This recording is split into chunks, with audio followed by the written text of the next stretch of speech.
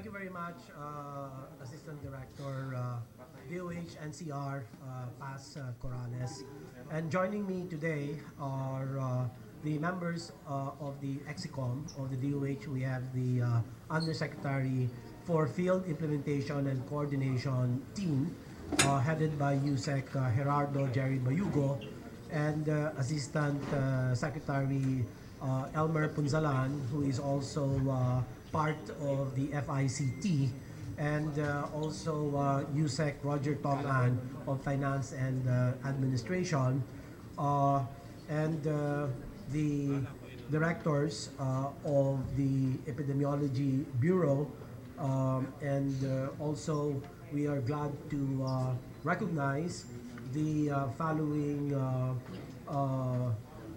representatives of the Bureau of Fire Protection, and we have with us to my left is the BFP spokesperson, Fire Superintendent Joan E. Vallejo, and also joining us from the PNP is Police Superintendent Cecilio R. Ison Jr. of the Public Safety Division of the PNP. And in behalf of the DOH, the BFP, and the PNP, I'd like to welcome you to our first press con of 2019. And I am very glad to report to you that today we have a 68%, and let me repeat that, 68% decline in the number of fireworks-related injuries from December 21, 2018 to January 1, 2019, and that is as of 6 a.m. compared to the 428 cases during the same period last year. This brings the total number of injuries to 139 cases. It's markedly lower than last year, thankfully. Of the total 139 cases, 2 were cases of fireworks ingestion, no stray bullet injury, and no death reported based on our Sentinel reporting sites. No? These are 60 hospitals as Sentinel sites, no reporting sites. Majority of injured were males, or 81%. Ages of cases range from 2 to 69 years old, with a median age of 11 years old. There were 102 cases of blast, burn without amputation, 5 cases of blast with amputation, and 36 cases of eye injuries. The regions with the most number of cases came from, as usual, NCR with 53 cases, Western Visayas or Region 6, 26 cases, Central Visayas, 13 cases, and Central Luzon and Calabarzon with 10 cases each.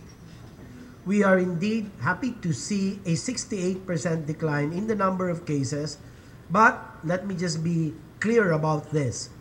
We also expect cases to increase as there are late reports still coming from other regions. And I'd like to posit that most additional injuries during this time may arise from children picking up unexploded fireworks in the streets. So, our reminder to the parents to make sure that after the major revelry of 12 midnight, they still have to be on the lookout for their children, to make sure that they don't indiscriminately pick up fireworks on the streets, because, you know, the sun is out and it's going to dry up those fireworks, and they may, in all likelihood, be explosive once lighted up or once lit up. Okay, so I think this is something that we ought to underscore. The fireworks causing most injuries are Quitis, 30 cases, Boga, 16, Piccolo, 15, Luces, 8, and 5-star, and Triangle with 7 cases each. Most cases occurred the streets, 73 cases, home, 59, others, 5, and 2 from designated fireworks display area. And this is rather unfortunate because we have been saying that a shift to community fireworks display is probably a much more desirable option. But even then, we see how treacherous these fireworks and pyrotechnic devices can be, because ito na nga, designated fireworks display area, pero kahit na paano, meron pa rin sumasabit. So, again, I would like to underscore the fact that not only do we have a much lower incidence, a decline of 68%, but given that we even added 10 additional hospitals as sentinel sites, no, from 50 to 60. So this really is on account of two things I should like to believe, and which the rest of the DOH shares with me in this belief. Number one, EO 28 that was signed by President Rodrigo Roa Duterte in 2017, early 2017. In fact, because of that EO, the substantive downward or reduction in the fireworks-related injuries began, and there was 27% decline last year compared to the year prior to last. And this year, we've seen a 68% decline. And again, this is attributable very clearly to the EO 28 signed by President Rodrigo Duterte, which states that the EO prohibits residential and personal use of fireworks and other pyrotechnic devices, and instead shift to community fireworks display. Okay. Now, number two, obviously, and everybody will agree with me here, and I can boldly say that, is nature this time took the side of the DOH. Okay? Which means that it has been raining the past several days, and unrelentingly. And I think this also contributed to a substantive reduction in the fireworks-related injuries. So suffice it for me to say that we are gratified on the one hand with the reduction, but on the other hand, we are saddened because there are still cases related to fireworks, no? Still many injuries. One injury is too much to bear. And so this is what the next steps are for the DOH and the collaborating agencies, is really to do a lot more to achieve a zero casualty, zero fireworks related injuries. So thank you, and we are now open to your questions. We have with us our technical staff from the Epidemiology Bureau, who will answer your very difficult technical questions. So we have the whole team with us. So, ready na ba kayo?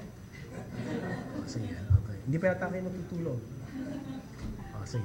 Okay, so again, I'd like to thank all of you, our media partners, for joining us today.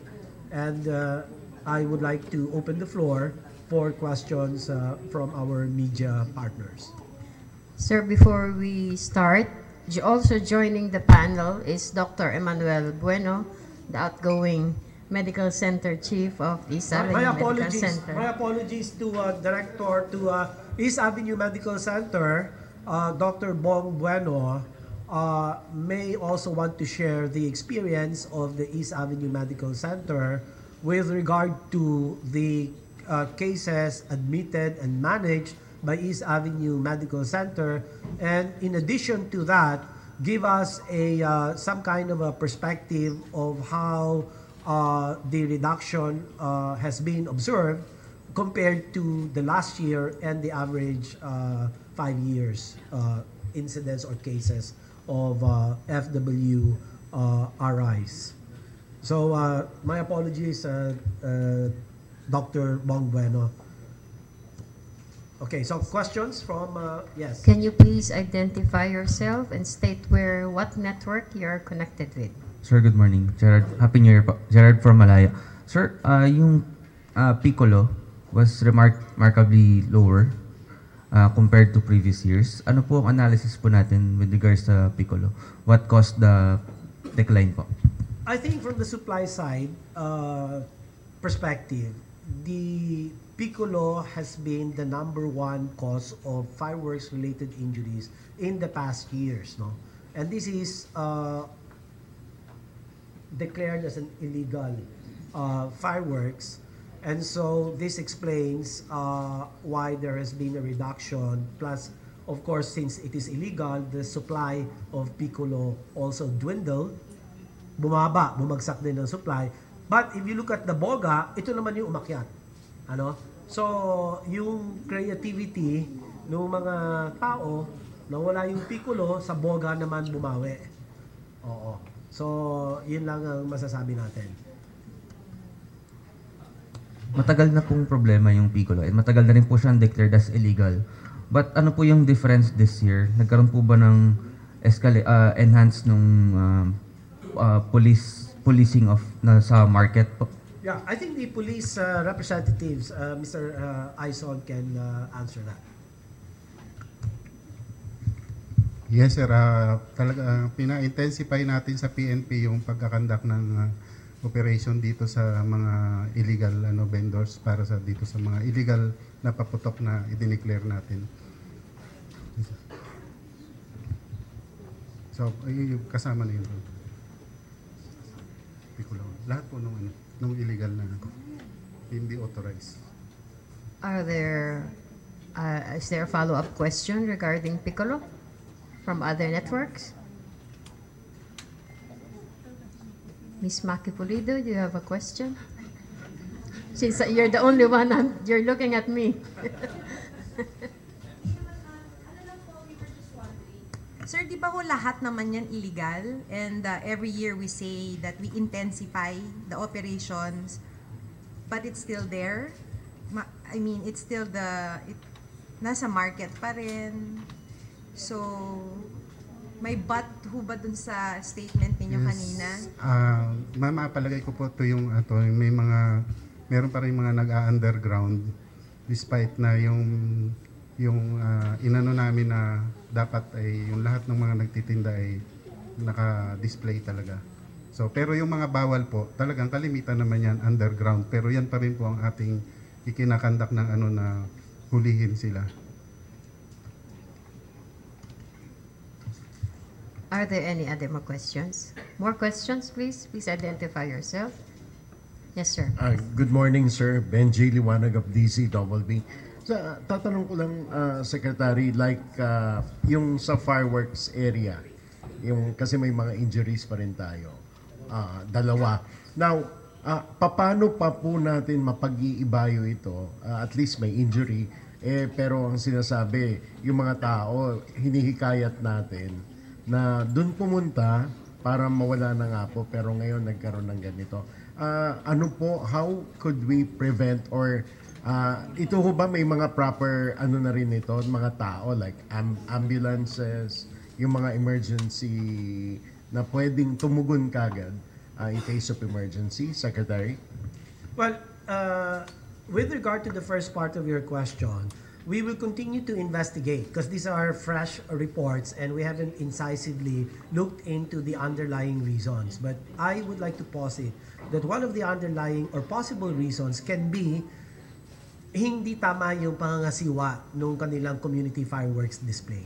Baka hindi miyembro ng kapulisan ang siyang suminde nitong mga pyrotechnic devices. So, nagkaroon ng disgrasya. Although, dalawa lang, disgrasya pa rin. Ano? And tama naman yung punto mo, hinihikayat natin ng taong bayan na sumali o makibahagi sa fireworks or community fireworks display tapos meron tayong ganitong setback. Obviously, this is a setback. But like I told you, we need to understand what happened here. We need to identify the exact underlying reasons. Sino ba yung nagsindi? Yung ba nagsindi na yun, hindi naman ensayado, hindi naman trained, hindi naman pala member ng PNP, no? Ano ba tawag niya? Bomb squad ba nila? Yung mga, yun.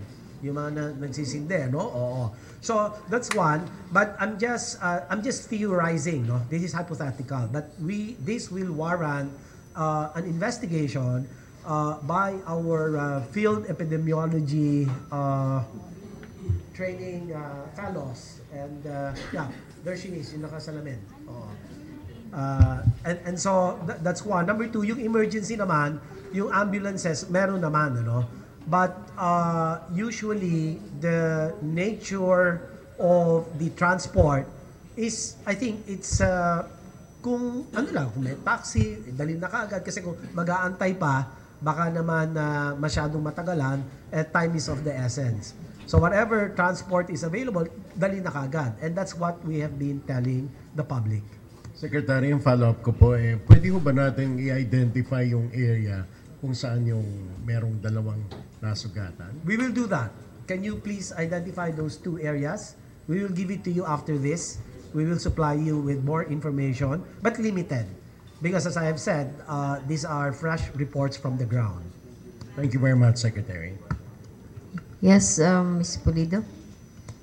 Secretary Duque, despite the EO, tapos yung continuous campaign po ng DOH, and despite the reduction, meron pa rin. And you said you're sad na nangyayari pa rin despite the campaigns, despite the EOs. So do you think it's time for the DOH to call for a total ban?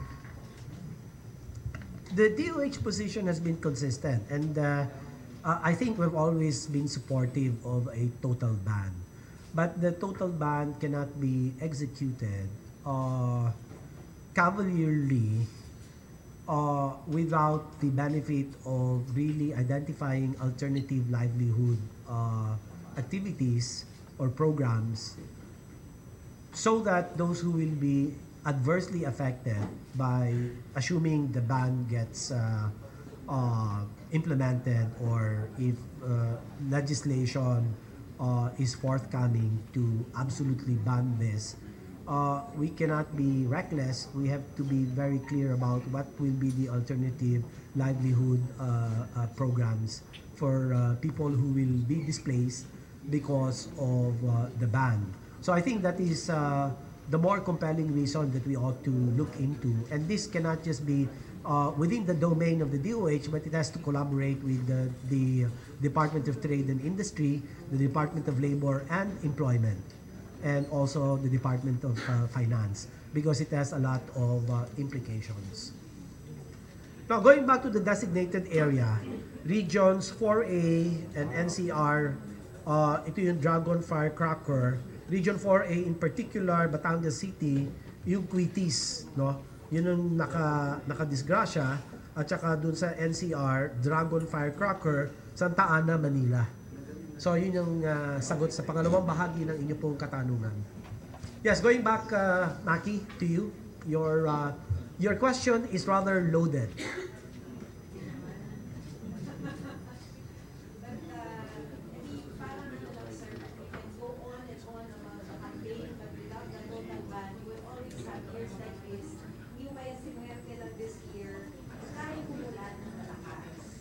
Next year, posible po mababa ngayon, but without a total ban, tataas din po siya, and then every year the cycle base, it will always be like this, more than 100. Well, let me tell you this. Let's appreciate it for the time being that there has been a 68% reduction. And then later on, we'll cross the bridge when we get there. I mean, if we'll see, who knows, it will rain cats and dogs again. Hopefully, yes. But of course, that's rather superficial. seriously, I think that total ban is the way to go. If Davao City has exemplified total ban and therefore zero casualty, why can't the whole Philippines do it under the presidency of Rodrigo Duterte, who was once a long-time serving mayor of Davao City and engineered the zero fireworks-related injuries of Davao City. So I think the president is already going there. And that's why we're very fortunate to have a president who can actually, or rather has the bragging rights, that Davao continues to have zero casualties related to any form or forms of fireworks. So palagi ko papunta na tayo dyan. Other Yes. question, sir? Sir? Sir, napansin ko mataas pa rin yung injuries sa mata. May correlation ba to dun sa parang mas nag-shift sila sa mga pailaw rather than dun sa mga paputok? Well, it's the boga that sort of compensated. Parang dito bumawi sa boga. Nung bumagsak ang Piccolo from number 1 to number 3, yung boga naman umakyat to number 1. Yung boga kasi kung titingnan mo the way it's done, dalawang may butas yan, magkabila, sinisindihan, may backfire, at posibleng doon nadadali ang mata. Siguro ang Bureau of Fire and Protection might want to elaborate. Sir, actually hindi po kasi kami concerned doon sa ng composition po ng paputok yung paggawa niya mismo. Okay. Yes. Okay. So yun lang yon. So far yun lang yon. But of course our EB, our field epidemiologists will look into this more thoroughly and if not incisively. Sheila? Yes, ma'am.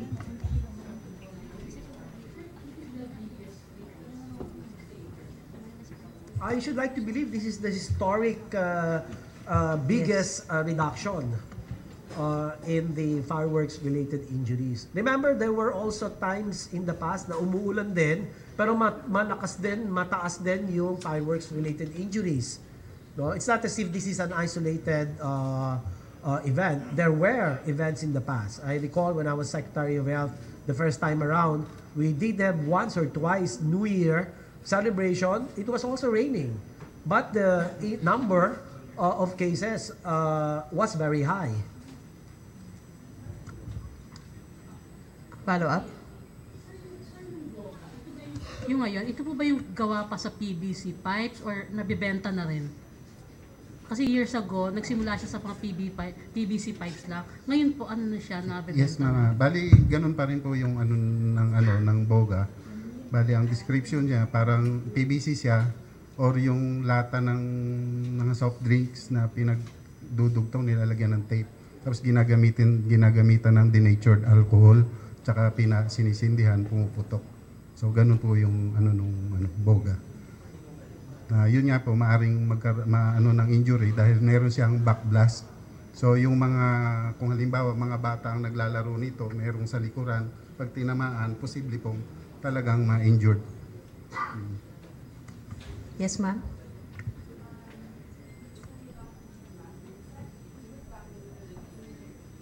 To the big drop in cases, no? You mentioned na even if it rained before, it's not an isolated case. Compared to the 5-year trend, how big was the 5-year average? How big was the drop? It's 80% drop, even more profound the reduction if you use as a comparator your 5-year average. Okay, it's 80%. So it's really substantive. Talagang napakalaki ng ibinagsak. But of course, alam niyo ibinalik din natin kasi yung mga dati natin panakot. Alam mo, effective sa mga Pinoy ang sa mga pasaway yung takutan strategy or approach. So binalik na naman natin yung mga nasunugan, nasabugan ng kamay. Asan ba yung mga ko? Asan? Yan, yung mga yan. So binalik natin yan kasi for a while nawala yan eh. No? So we put it back. So plus our continuous unrelenting DOH campaign through the tri-media and interviews by the EXICOM members very responsively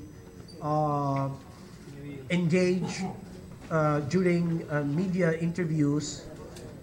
So our people on the ground, the community engagement is very important.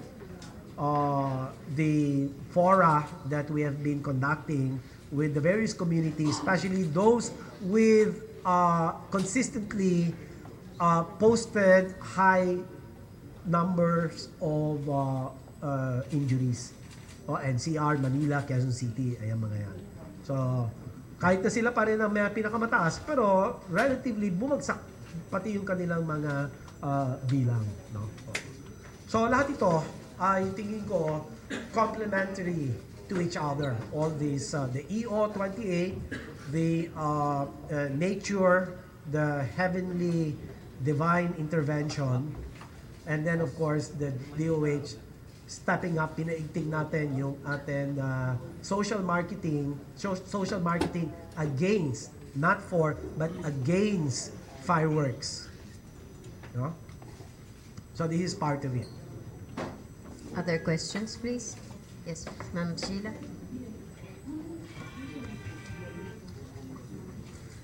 Yes, ma'am. For December, ma'am, we had one firecracker-related fire incident, but that was vehicular. That happened December 26 in Bukawi, Bulacan. Dahil ito po yung nagkarga po siya ng pyrotechnics sa kanyang tricycle, then tumukod po yung tungkod ang tawag. So we do not have this in the list ng paputok yung tinatawag nilang tungkod. Tumukod po ito and then nagliyab. So the whole tricycle was burned. Yun lang po ang the only case natin ng firecracker related fire incidents. Vehicular po siya. Pero po sa pagpasok po ng bagong taon mula po kaninang alas 12 ng gabi hanggang po sa ngayon, nanatiling zero ang ating firecracker related fire incidents, and we only had 7 fire incidents recorded, 6 of which are from NCR and 1 is from Ilocos. And if we compare that to last year, that's 82.35% drop sa sunog po na insidente. Kasi po last year of the same period, we had 34 fire incidents. Compared ngayon, 7 po, hanggang sa oras po na ito. Sa palagay ko, ma'am, it is not about the rain or because of the rain, kasi po ang leading po na cause ng sunog natin ay electrical. So this means yun pa rin po mga pagluluto na iniwanan, overheating mga electrical appliances, and then yung hindi po pag-unplug ng ating pong mga appliances before we go to sleep. Yes, sir. Fire Superintendent Vallejo, this morning may isang casualty sa Pasig City dun sa namatay. A 60-year-old women ay yung namatay dun sa ano. Meron na ho ba tayo nung cause of fire? Saka kung anong... Yes, sir. Ito po yung nangyari po sa Pasig, ang sunog. And sadly, no, we had one fatality, a 6-year-old woman, Mrs. Josefina Arnyadar. And then meron pong 5, hindi po sila injured. They are now confined at the PGH at suffocation po, smoke inhalation. Ang kanila pong bahay, actually it's not a house but it's a tiangge. That's around 20 square meters po ang laki. And then nasunog po ito. Pagod po kasi po yung mga may-ari, gawa po ng magdamag po siguro nagbibenta sila. Hindi po sila kaagad nakalabas. And then ang sunog po ay sanhi po ay electrical. Hindi rin po siya firecracker. Hindi po. It is not firecracker related, sir. Yes, sir. Ray Pilaya po from UNTV. Sa PNP po, meron daw pong indiscriminate firing na may mga nasugat. Tama po ba, sir? May record po ba tayo? Tsaka po meron daw pong 3 stray bullet na isa injured. Totoo po ba yung data na yun, sir?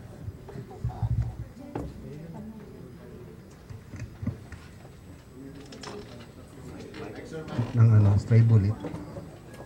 So nandito sa record natin, isa sa NCRPO, isa sa Procor, tsaka isa po sa Pro 11. So ang ano lang po dito ay yung merong isang injured incident. So bali 3 incident po. Can I just make a clarification here? Because the stray bullet incident has some technical meaning from the perspective of the PNP and from the DOH. Kasi yung sa DOH, technically, yung stray bullet, we define it as nagpaputok sa taas, okay? Tapos bumaba. Sa kanila kasi, kahit na yung bullet, horizontal ang trajectory, tinamaan ng bahay, counted na yun nasa stray bullet. Tama ba yun? Okay. So, iba yun, ha? So, we'll have to make that fine differentiation. So, yung sa amin, sa taas, and revelry, connected to the celebration. Okay? Eh, sa kanila, naputukan lang, kahit na horizontal ang trajectory, kahit na bahay, o na ano tawag mo doon, na nagalusan, nadaplisan, that's already considered a stray bullet. That's how they define it. So there's a technical nuance, no, to the definition. Yes, sir. Sir, may figure lang po tayo. Ilan yung active users dun sa mga naputukan? Ilan po yung passive? EB? 64% are active users, and the lower, the balance is the passive users, yung mga innocent bystanders na putukan. You know, I was in Jose Reyes yesterday. We were in Jose Reyes yesterday, and there was a lady that we saw with a bandaged finger and some also on the knees. And then I asked her, ano nangyari? Dumadaan yung tricycle, sidecar, andun ako nakaupo. Tapos may suminde, padaan kami, sumabog sa kanila. So, yun yung ehemplo ng passive user. Sir, yung 64% active, and yung figure, sir, was it higher or lower yung number ng active and passive users na na-injured? Higher. Higher yung percentage of the active users, but overall, the use has been reduced. So yung percentage tumaas ng kaunti. Hindi naman ganun ka 53 last year and now it's 64%. So that's probably about 10-12% higher.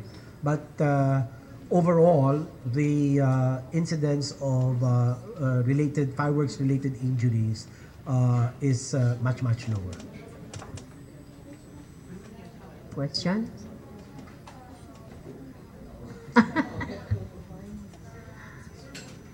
Ma'am, sandali. Sir, kayo muna. Sir, what can you say naman dun sa pagbabangan ng firecracker related injuries, pero parang tumataas naman ngayon yung incidents ng mga drunk driving? Would the DOH also include yung campaign na yan next year or the coming years?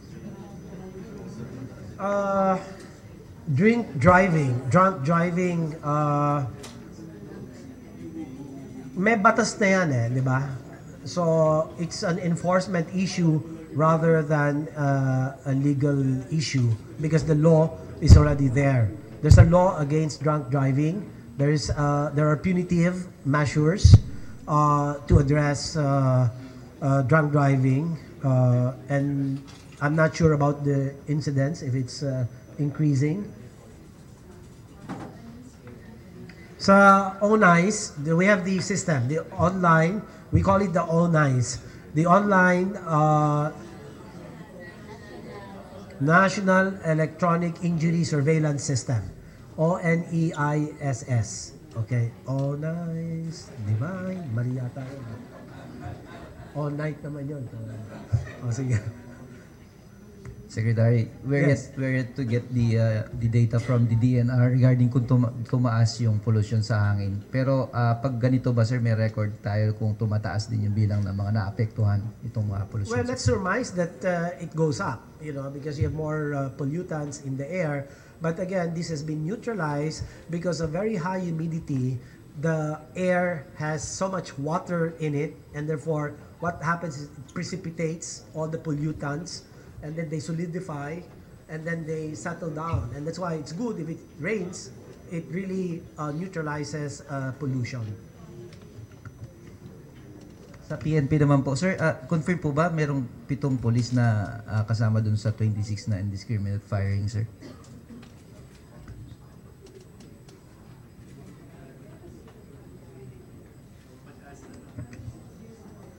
Ilan po? Ilan?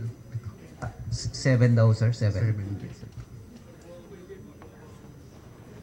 Dito sa record ko kasi hindi ko pa na 7 nga talaga yung na PNP yung involved.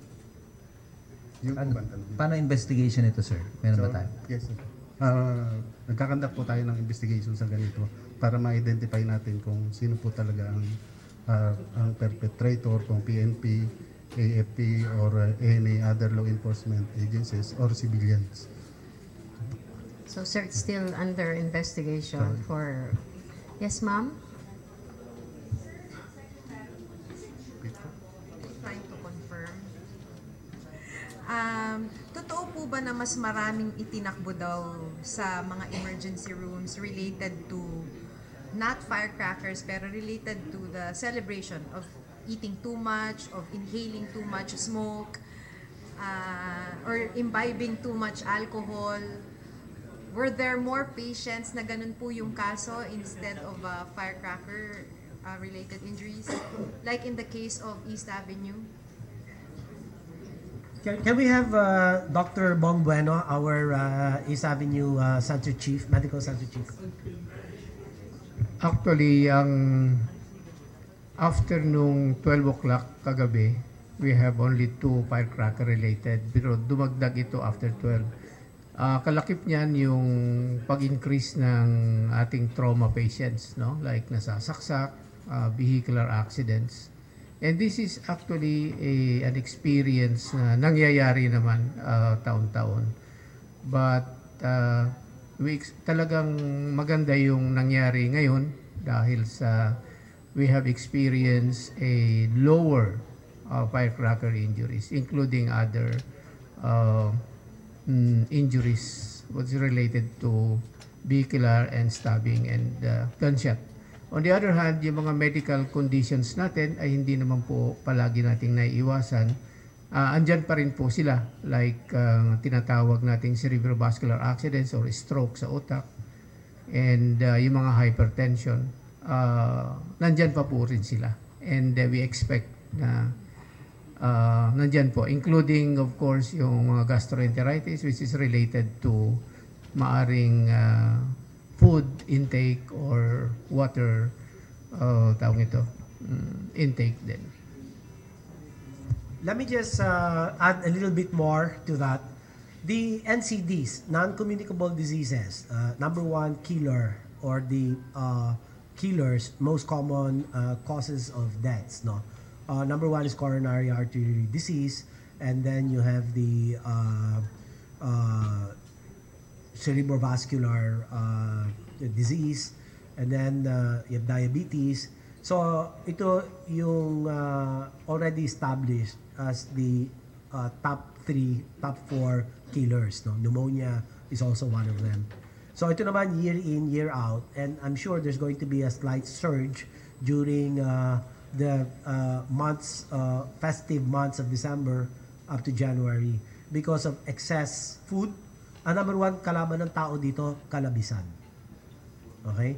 So, kaya hindi rin katakataka nung nagpunta kami sa East Avenue, well, not East Avenue but Philippine Orthopedic Center, we saw some NCDs, yung mga na stroke or yung mga nagkaroon ng dati ng problema sa puso. So, hindi yan katakataka. May surge siguro kung mga kapaskuhan at bagong taon yung celebration, sumusobra sa toma, sumusobra sa pagkain. Ang sabi nga natin, avoid the 3 S's. Too much salt, the first S. Too much sugar or sweets, the number 2 S. And number 3 is sebo. Okay? Lahat ng masarap. Lahat, dapat yan, dahil masarap nga, you have to be smart. Now, how does one become smart? In the face of, bountiful food, pagkain, kurut-kurut lang. Kurut-kurut lang. Mapupulo din yung tiyan mo, kakakurot. No? Ang problema kasi yung iba, parang walang bukas, gabundok, kung kumuha. Sabi, nakakasabay ako, bundok-bundok lang. Sabi ko, maubos mo ba yan? Ay, sarap sabi niya gano'n. Baka mamaya mahilo ka, mapunta ka sa ICU or ICU no more. Yun ang magiging problema doon. Dalawa lang pagpipilian natin. Gastroenteritis, kasama yan. Food poisoning, naku, laganap yan. No, hypertension. Ang palusot lagi ng mga Pilipino, may gamot naman kung cholesterol, may lipitor naman. Ayaw kong magsalita ng branded product. Meron naman statins. Diba? Tawag na statins. Okay? Meron mga antihypertensives, no? So, yun ang natutunan natin sa mga allopathic medicine. Ibig sabihin nun, okay lang umabuso, may gamot Tapos yung gamot, akala mo naman talagang tunay na gamot, ang saksakan pala ng toxic effects. I don't even call them side effects. I call them now real toxic effects. Sometimes the therapeutic toxicity effect approaches 1. So, minsan yung toxicity, therapeutic effect, halos 1:1. So, hindi tama. So, mag-exercise na lang. Exercise is so important. It's now recognized as a treatment for hypertension, for diabetes, and many other conditions involving the circulatory system. Okay? So, hindi na siya feel-good activity ang exercise. It's a treatment. So, pwede ba mag-exercise tayong lahat? Walking, libre. Ba't tayo bibili ng gamot? Libre naman. Binigyan tayo ng Diyos na kakayahan para kontrahin itong mga kalabisan. Secretary? Sec, binagit nyo na rin po yung gamot sa cholesterol. Baka pwede nyo lang sagutin po yung makuha din statement nyo regarding dito sa discount sa gamot sa cholesterol, which is under the train law. Opo. Ano po ba yung, ilan po ba magbe-benefit dito, sir? And paano magiging proseso dito, sir? Well, January 1 effective, the VAT exemption on drugs and medicines for hypertension, for high cholesterol, and for diabetes. No? So, some people have asked me in my interviews why it's limited to these 3 only. Why not include anti-cancer? Pupunta rin tayo dyan. But now, it's best to address these first 3 because they're the most common maintenance medications for which a lot of our people are spending an inordinate amount of money. No? So, maganda na yung ma-exempt siya, but we are sensitive as well to the clamor of certain quarters, especially those representing cancer patients, no? Na the medications can run into millions, no? And can really be economically devastating. More than sometimes the illness, which is catastrophic, what is more devastating is the amount of money needed to buy medicines for breast cancer, prostate cancer. But papunta na tayo dyan. Ang importante, unahin na natin itong most common medications. Secretary, clarification lang po. Ibig sabihin, pag senior citizen, magiging 32% ang discount niya po dun sa gamot. Ganun po ba? Kasi paano po yun, sinasabi daw po sa batas na pag ang isang butika is less than 3 million yung kanyang sales, parang exempted ata sila doon, hindi sila pwedeng magbigay ng discount. Tama po ba yung sinasabi niyo, sir? I'm sorry, I haven't really read the provisions of the law, but that's rather strange, and that's administratively difficult to manage, because then you have to look into the income of each of these boutiques or each of these pharmacies, and that might actually defeat the very purpose of the law. Because ano mangyayari dun sa senior citizen katulad ni Bong? Oh, alangan naman pupunta siya, hahanapin niya yung butika na ang kinikita more than 3 million, so I can get. And what if that's 20 kilometers away from his home? Di ba parang kalokohan yata yun? Defeats the very intent and spirit of the law. Can we have last question, ma'am? Sir, magkakaroon pa ba ng parang monitoring system ang DOH to, yun nga, to monitor yung compliance ng mga pharma and drug stores dun sa batas? Kasama na ho yan sa IRR na ginawa. Natapos na ba yung IRR nitong batas na ito? Hindi pa? So, siguro doon na lang sa IRR tutugunan itong concern na ito. Ano po yung magiging role ng DOH sa implementation? Well, as an oversight, at saka FDA, as a regulatory and oversight agency, they will have to make sure that the provisions of the law are complied with as strictly as possible. Sir, may panawagan kayo sa mga pharma and doctors since dapat ma-implement na today? Well, ang panawagan natin, sundan natin ang batas para nang sa gano'n hindi tayo magkaroon ng problema. Otherwise, baka kayo makasuhan, lumayo kayo sa gano'n problema. Hindi natin kailangan ng mga gano'n problema. Alam naman natin na there is only 7%, okay, of senior citizens in the total population of about 104 million. So, ilagay na lang natin for purposes of illustration and computation. Let's do it at 100 million. 7% of that is 7 million. And the rest will not be covered. Di ba?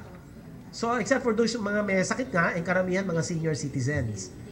So, I'm sure that the boutiques, the pharmacy, will pass on that cost to the bigger percentage of our population, which is 93%. So, may pagkukunan, ano yung sinasabi ko. Parang socialized siya in a way. Implicitly socialized. So, kailan daw po makikinabang dun sa batas na yun, sir? Well, kung yan mga yan, may sakit. So, hypertension, diabetes, cholesterol, karamihan dyan mga senior citizens. So, 7 million. At the most, yan ang market niya na maapektuhan. Positively, that is. One last question, please. Make it 2. Last 2 questions? Wala na? So, if you want about the tropical depression Usman, what's happening? Hindi na? anybody would want to ask about any updates on the Typhoon Usman? Yeah. Let's capitalize on this. Yes, sir. Secretary? Yes, please. Based dun sa report ng NDRRMC 71, pero based po sa inyo, meron na dagdag po ba na mga casualties? Can you update us on that, Secretary? Well, actually, you have updated me because based on our our figure last night, 67 deaths, 56 in Bicol, 10 in Samar, 1 in Car. So most of the deaths are due to landslides, 12 injuries, 4 still admitted at JB Duran Memorial Hospital in Bicol. We have preposition 7.6 million pesos worth of logistics. And we have augmented supplies in the amount of 4.3 million. And then explosion in the Don Rufino Alfonso Street, Cotabato City. 2 deaths, 31 injured, brought mostly to Cotabato Regional Medical Center. So those are just the updates. So last question. Yeah, we have prepositioned, part of the prepositioning is doxycycline. So we have already cascaded, the supply to that area for because you will expect a surge in laptop cases. The hygiene kits are given, the RUTF, the water containers, jerry cans, the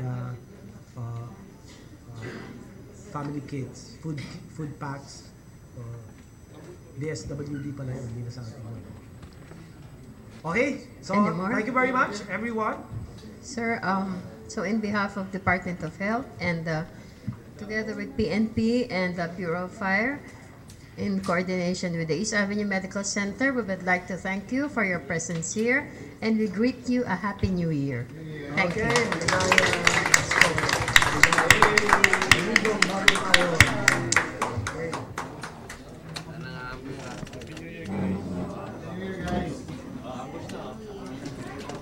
Ambush.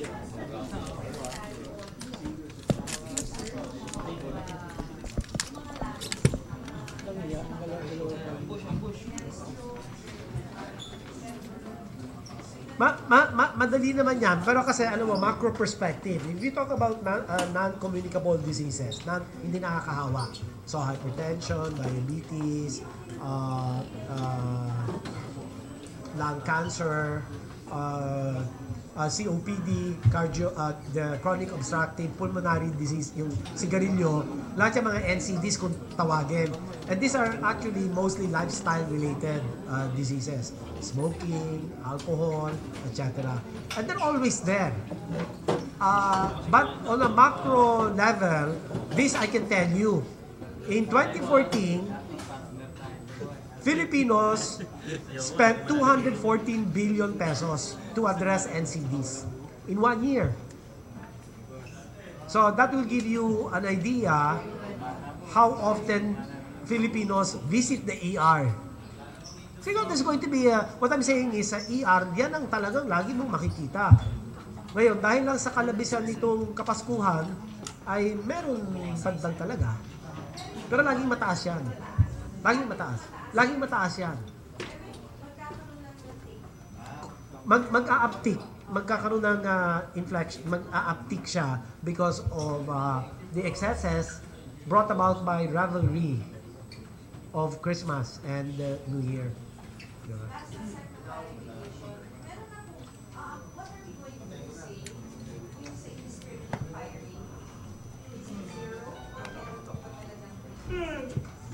For the DOH perspective and defining technically what stray bullet means, 0 kami. Kasi nga, yung sa amin, putok sa taas at kasama sa pag-iingay, revelry, usually between 15 minutes prior, 15 minutes after the peak revelry. No? Pero sa kanila kasi pati yung trajectory nila horizontal eh. Di ba? Isa nyo, galusan lang. Incident na yun.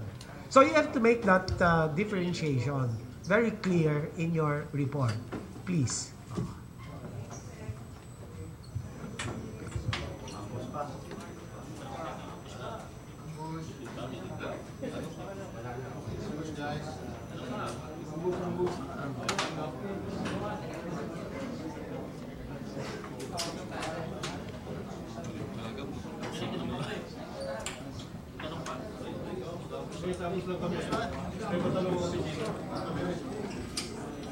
Baba nyo na yan, baba. Ito. Baba natin baba. Yung sa gabos sa labas.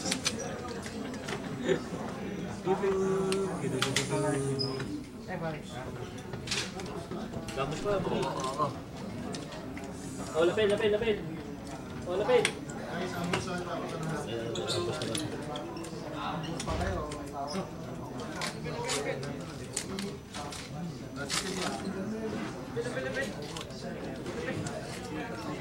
Lapel.